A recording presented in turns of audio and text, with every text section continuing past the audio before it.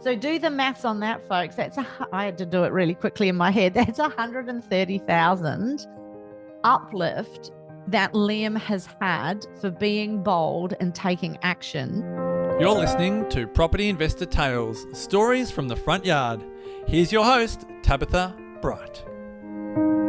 Hello and welcome to Property Investor Tales, stories from the front yard, where I get to speak to property investors from around Australia about their investing journey. My name's Tabitha Bright and I'm the head of advising here at Positive Real Estate, where we help people build wealth through property. With over 8,000 clients across Australia and New Zealand, there are some incredible stories to tell, which hopefully make your investing journey that little bit easier and will inspire you along the way. Now, today we're running a special episode. It's a rerun of my interview with a fabulous young fellow called Liam, which I thought was super interesting and very pertinent and relevant to today's property market. We're getting a lot of rhetoric about young people being able to get into the market, about price points, about the lack of affordability and people not being able to service. And Liam was 18 when he went into his first property deal. He did it with hard graft and he did it with determination. And I just want to give everybody that's out there feeling like they don't have a chance in the property market or that are worried about even their kids getting into the property market, a little bit of light at the end of the tunnel, just to say that there are options. It does take commitment, and Liam will illustrate what that looks like. But it's a fantastic story about succeeding and starting young, because that's going to give Liam so many options as his property journey unfolds as he gets older. And also that it is possible to get into the market, even if you have minimal funds, an income that's not in the 200K per household income bracket, and what that looks like and how he did it. So enjoy this conversation with myself and Liam and his mum, Diane. Hi, everyone. It's Tabitha here from Positive Real Estate, head of the coaching and advising team. Now, today we've got a bit of a special interview on the podcast. We have Liam. Welcome, Liam. How's it going? Thank you for having us. Fantastic. And his mum, Diane. Now, hi, Diane. I've asked Diane short notice to sit in because I thought it might be interesting from a mum's perspective and not to take away at all what Liam has achieved as a young man. So Liam is one of the unique breeds that we see from time to time here at Positive Real Estate that understand and start investing really early. And Liam would be one of the youngest investors that I have met. I've met a couple of other 18-year-olds, but Liam was 18 when he started investing. He's now 20 years old and recently just settled his first property. And so I wanted to invite Liam here today because we hear a lot about how hard it is for young people to get into the market, how hard it is to build that long-term wealth post-baby boomers. For us millennials, sorry, I'm not a millennial. I don't know why I'm saying that. I'm grouping myself in with younger people, us Gen Xers. I can't believe I shot my own Gen X team down. Millennials and so forth. You know, there is a lot of rhetoric around how hard it is for us in the market. And while there is truth to that, there is also still opportunity. And what I know, having coached people for over 16 years, is that opportunity often comes disguised as hard work. And Liam has certainly been committed to getting into the property market. And we're going to generously, because Liam's been prepared to share some of his personal information, we're going to talk through. You don't have to have a silver spoon. You don't have to, come from money to get in early. You just have to have a dedication and a great work ethic and a determination, and you have to be prepared to give some stuff up. And so, Liam, first of all, congratulations on your purchase. Thank you. Do you want to tell us a little bit about the property you purchased, where it is, what you chose, because it was off the plan purchase? Yeah, so it's a 4-bedroom townhouse that's in Pimpama. Pimpama, yep. Yeah, so just got newly built as well. Yes. Got like double car garage in it, 2.5 bathrooms as well. Nice. Yeah. Nice. So it's a townhouse, and it's in Pimpama in Queensland, which is outer regions of Gold Coast, you could say, somewhere between Gold Coast and Yeah. in that Corridor. stretch between Gold Coast and Brisbane, yeah. Yeah. And Pimpama's been doing relatively well as an area, especially for young people, young families, and it's got a high demand for rent, which is awesome. And Liam utilized a strategy that we call off the plan. So what that means is, to the uninitiated, is he puts a deposit down and then and he goes to contract. So he goes unconditional on that. So he has to be confident that when the build is finished, he can get finance and settle that property. Off the plan often gets a bad name because people don't understand off the plan and they don't understand when to utilize it. So sometimes people get caught out with low valuations, or they get caught out buying a substandard property because they haven't done their research on the developer. They get caught out because they buy at the peak of the market and then the market dips a little bit, which is normal in any market for it to do this kind of rise and dip as it over the long haul increases. And so they feel like they've bought a dud. So Liam is part of our positive real estate family. His mum, Diane, what do we call you? Chief of staff, pretty much, I think, is the title that has been bestowed on you now. Diane is one of those rare people that we couldn't do without her in the business. She does a little bit of everything. She helps everybody out, but ultimately she works with the group CEO, Jason Witten, Sam Saggers, our property CEO, and of course Shay Witten, who's one of the owners of the company as well. So she reports to them, and as an employee of Positive Real Estate, our families also get all of the benefits of coaching and mentoring as part of their salary package. So Liam gets to tap into all of the education, all of the experts, and of course the property deals, which is awesome. So Liam, I'm sure they want to hear from you, not hear from me just rabbiting on. Tell us, what did you purchase the property for? Yeah, so I bought it at the value of 620,000. Yep, so 620,000. And it was a 2-year off the plan, wasn't it? So you went to contract when you were 18? Yeah. And you put down a deposit. Did you put down 5 or 10%? 10%. 10%. So you put down $62,000. So we'll talk about that in a second, how you came by that. Yep. And then when you settled 2 years later, so once it had been built, you didn't have any ongoing payments while it was being built, because off the plan you don't have to keep paying. You just settle at settlement, and then you have a mortgage. When you went to settle it, what did the valuation come back at? Someone came back at 680. 680,000. 680,000. So that's a $60,000 increase. So while you've been out there playing basketball, working hard, living your best life, your property, even though you didn't have it in your hands, you've controlled a property in the market with going unconditional. That has been working for you in the background and made you another $60,000 on paper, yeah? Which is freaking awesome. So congratulations. Now, Liam settled this property how long ago? 3 weeks ago. 3 weeks ago. And one just resold in the complex. And can you tell me what that sold for? Yeah, so it sold for 750. 750. Yeah. Wow. So do the maths on that, folks. I had to do it really quickly in my head. That's 130,000 uplift that Liam has had for being bold and taking action. And we'll talk about your income, what you do for work, how you have come up with the deposit in just a second.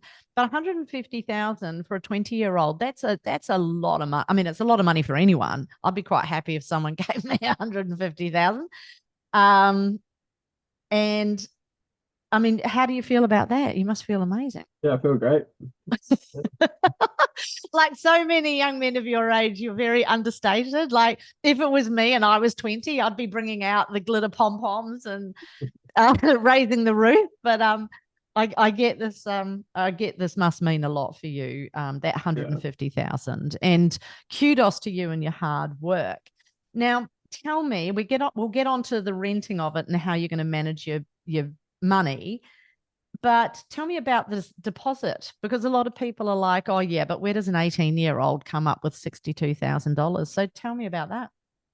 Yeah, so as soon as I graduated from school, and so it was straight working, pretty full on, like 5, 6 days a week. Yep. So yeah, I work as a like food and beverage captain at the Marriott in Surfers. Oh, yep. Yep. Um, so yeah, just worked really hard straight out of school and saved up a nice chunk of money. And Yep. also had my parents also give me a nice present of 10,000 to put towards the house as well. That's So wonderful. Yep. that also helped a lot. So, Yep. yeah. And so, $10,000, Dee, I'm sure you were more than happy to help Liam out to get him across the line with that 10,000 when you saw his commitment, because, working 5, 6 days a week on your feet. I understand you did extra shifts. Yeah, so I'd pick up shifts whenever I can and stuff.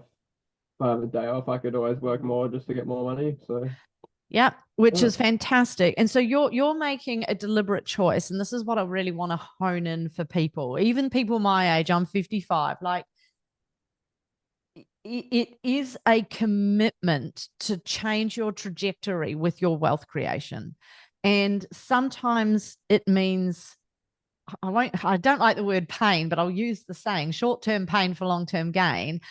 And what's so impressive about Liam is his mindset at this age, because I can tell you when I was 18, or actually just a little bit over 18, I inherited an amount. I inherited around $40,000, which back then was like probably the equivalent of receiving $80,000. And my mum said to me, Tab, do something decent with this. It's your opportunity to get into the property market. And understand, back then I was earning a wage. I was on a wage of $24,000 as an apprentice finished artist. And so $40,000 was a lot of money. I didn't have any money skills back then. I didn't understand money. I understood basic budgeting, but I didn't understand how to make money work for me. I wasn't particularly interested, to be fair. At that stage, I am sorry to say, I was all about having a good time and going out and partying hard, which I understand a lot of young people are in that place. And I get it. I totally get it. However, if we want to change our trajectory, the earlier we get into the market, for the sake of giving up a little bit today of lifestyle, we can make a massive difference. And what I was saying to Liam just before, and he assured me it was the plan, was that if he just picks up a couple more like this, holds them and pays down some debt, he could be retired in his 30s and never have to work another day. That's what's so crazy about this. And that it is achievable for so many people. So, Liam, I understand that Diane and Gary, your dad, gave you a gift of 10,000 grand. That's awesome. But that doesn't take away from the fact that you worked hard and saved 52,000 at a very early age for your deposit. And then you had to, I imagine, save for your stamp duty and everything else while the property was being built. Would that be correct? Yep. Yeah, so I was still saving throughout the time. Yep. I just do it as a normal sort of thing. It's not necessarily saving up for one thing. It's just constantly saving. So it's just there when I need it, sort of thing. That's fantastic, because I hadn't learnt those skills. And to close the loop on what happened to the $40,000 that I inherited, I frittered it away. I frittered it away on partying, on living, and on clothes and having a good time. And while I certainly had a good time for about 12 months, I had nothing to show for it at the end of the day. And I remember the intense shame that went with that. It was such an awful feeling that I had lost an opportunity to do something sensible and I couldn't get it back and I had nothing to show for it. And it really sat home hard with me. And sometimes the people we meet in our lives can show us a different path. And I was very fortunate at that time to meet my hubby Vin, and he was very much into understanding money and wealth creation. He wanted to have a business, he wanted to invest, and he kind of inspired me in that space to learn some stuff. You've been fortunate to have, your mum and Gary and what they're learning through positive real estate and what you're able to tap into. But there's a difference between just knowing and actually taking action. And so once again, kudos to you, my friend, for taking action. So then the next thing is you've got your 52K. Diane and Gary have given you the other 10K. That's awesome. You've put your money down. You're busy saving because you've got awesome saving habits, which is super important. Do you have a rule around how much you save out of your income, or you just save whatever you can? I usually try and put, so I get paid fortnightly. I usually try and put half straight into a savings account and then just like not touch it. Yeah. And then with the other half that goes towards like paying rent, fuel, food, that sort of stuff. And then if I have bonus extra sometimes, then I just put more into savings and that's impressive. Okay. So at least 50% of your income goes to savings. Yeah. And just so everyone's clear, Liam's given me permission to share his income. So he's on around 64,000 plus super, and then he picks up extra shifts. So, we're not talking about, once again, the silver spoon. Liam's just been very dedicated, and part of that has been giving up some stuff. So I was asking you, has it come at the expense of your lifestyle at all? Tell us a little bit about that.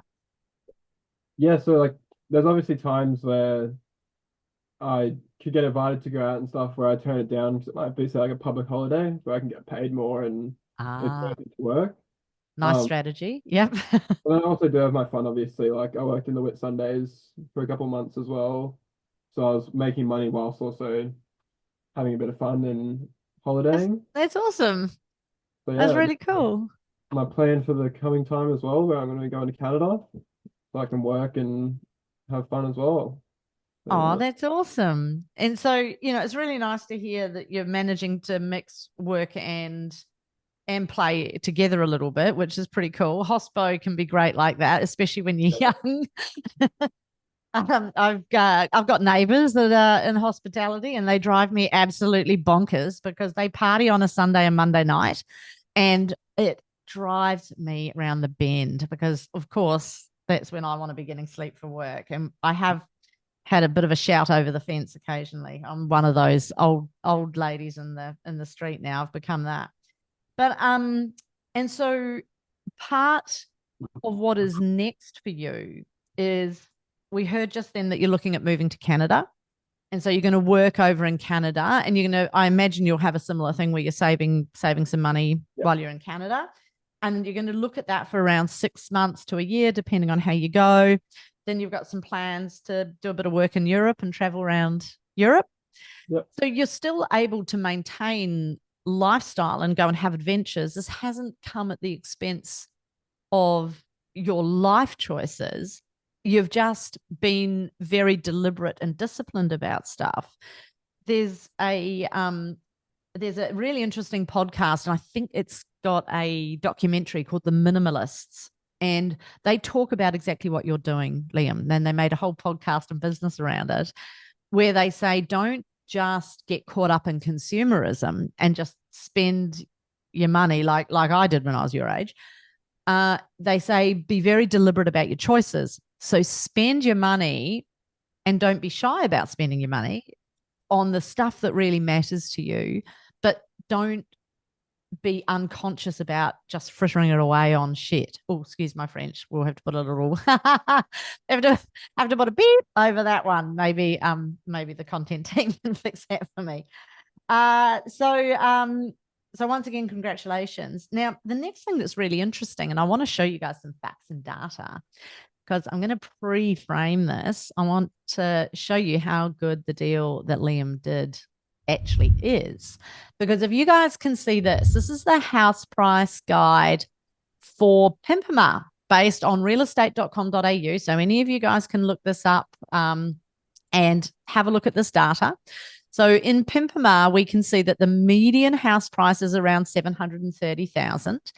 And you can see that it's had over the 2 years that that Liam has bought his property and had it off the plan. We've seen some great growth in that market. And because Liam has bought a quality property and the best that he could afford to buy, it's meant that he's got a slightly better than average result, because a better than average property generally gets you a better than average result. What is super interesting is if we come right down here and we look at rents.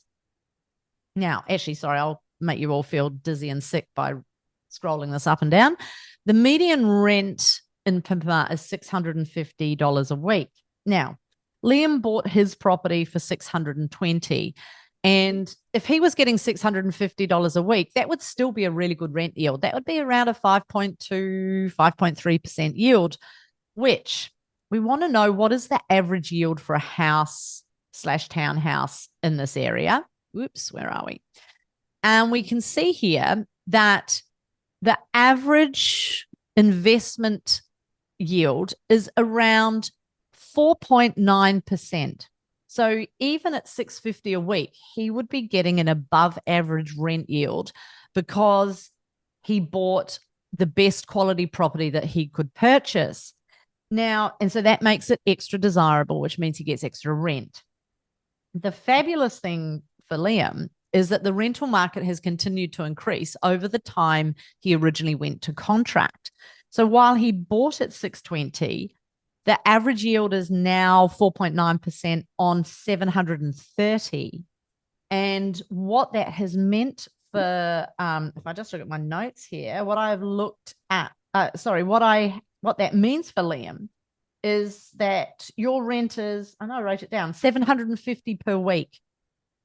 So that's a $620,000 property renting.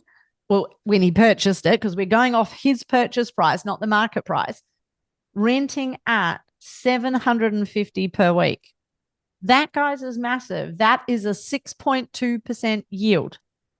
Liam, catching you on the hop, because I didn't ask you this, do you know what your mortgage balance is at the moment? Roughly. No, I'd have to look. So it'd be roughly, you've only just settled, so it'll be 90% of 620. He did 585, I think. Minus 90. I should be able to do this in my head, shouldn't I? But now I'm panicking and choking, so bear with me. Minus 558. So you will have so you will have a debt of 558,000 that you're servicing. Now we can work out what his rental income is based on his debt, which is a measure for his cash flow. So then we go 750 times 52 is 39,000. So Liam's getting 39,000 gross. That's before all the expenses. Minus 39,000, confusing everybody, divided by his debt of 558 gives us actually a real-time yield of 6.9%. That's nearly a 7% yield against his debt. Liam, do you know what your mortgage interest rate is? 7.2. 7.2?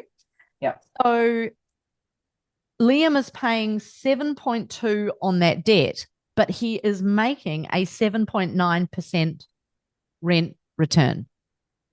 So gross, before any expenses come out, he would be considered cash flow positive. Now, on top of that, there's obviously going to be rental management fees, insurances, rates, body corporate, and a raft of other expenses. So he'll still probably slightly be in the negative for the entire financial year, but it will be minimal because his rent yield is so strong.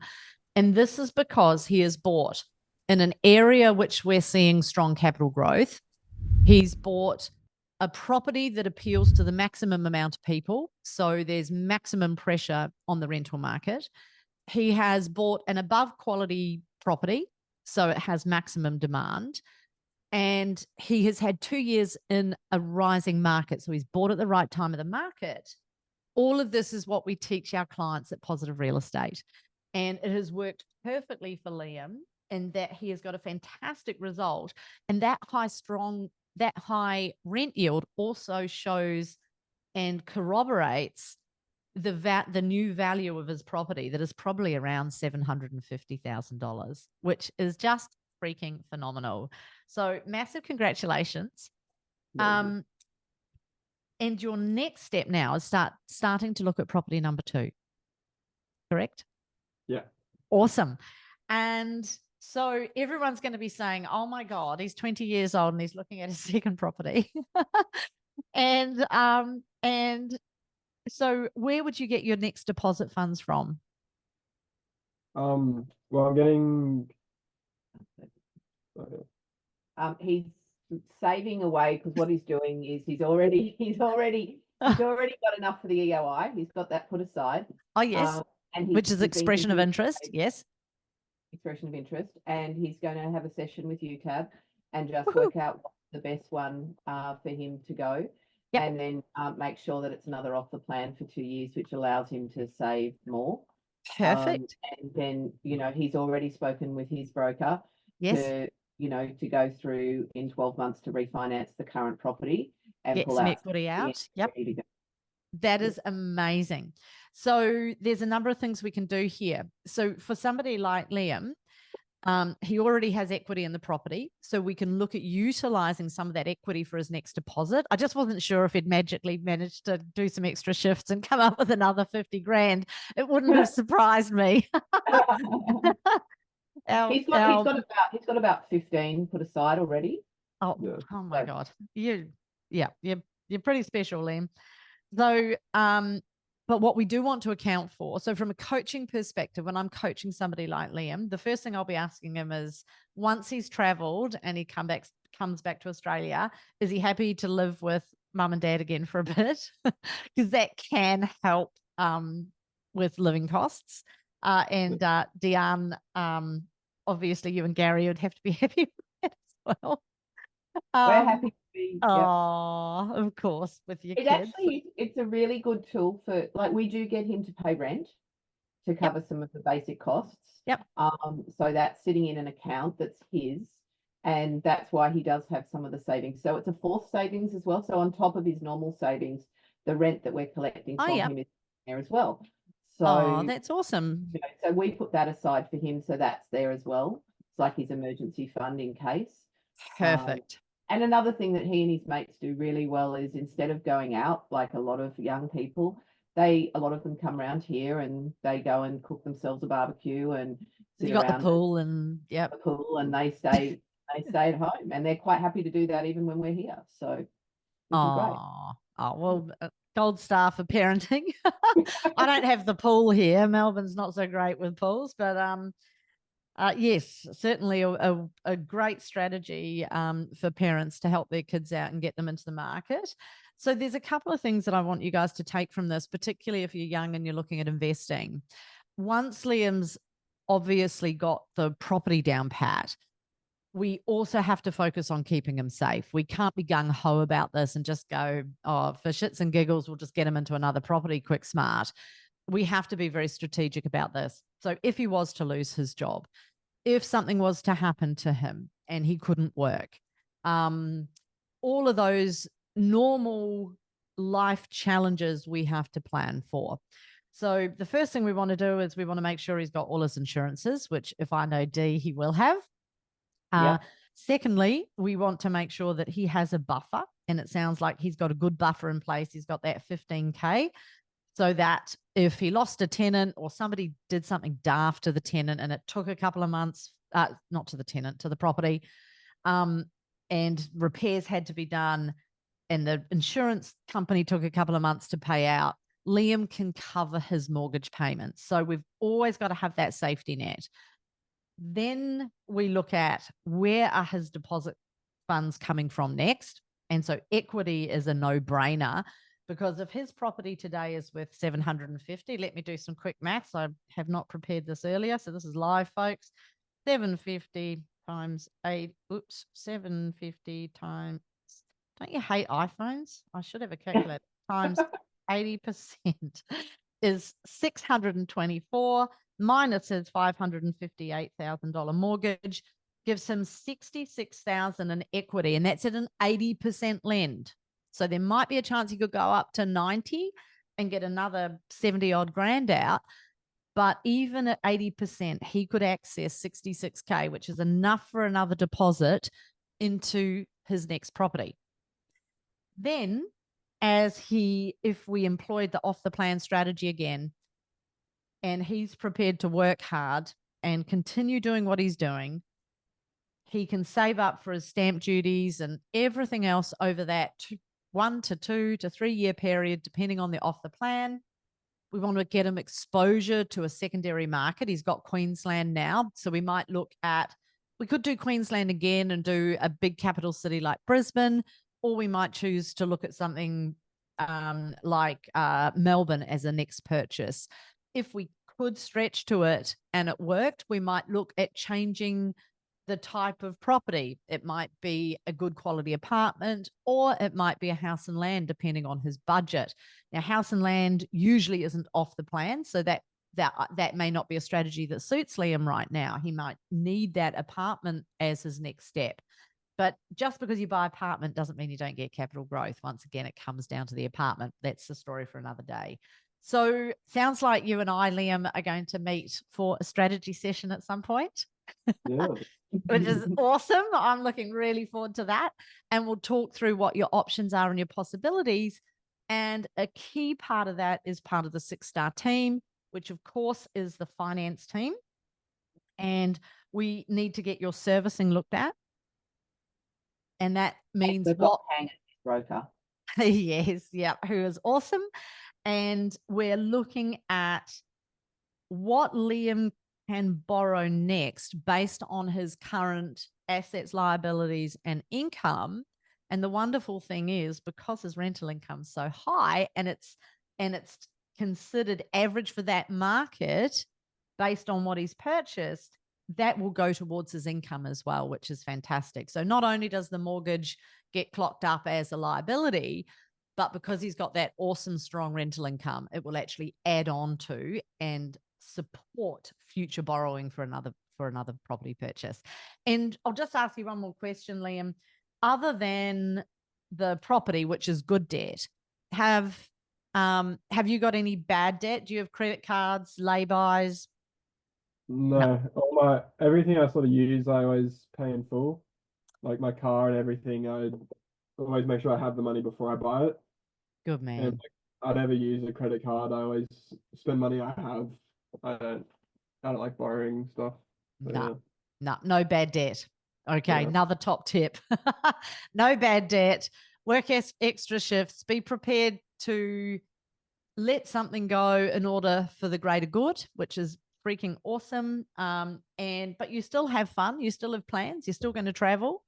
And you still have a good time with your mates. You're just very conscious about the decisions you make. And that kind of maturity, particularly financial maturity, is very rare in someone so young. So congratulations. Amazing job.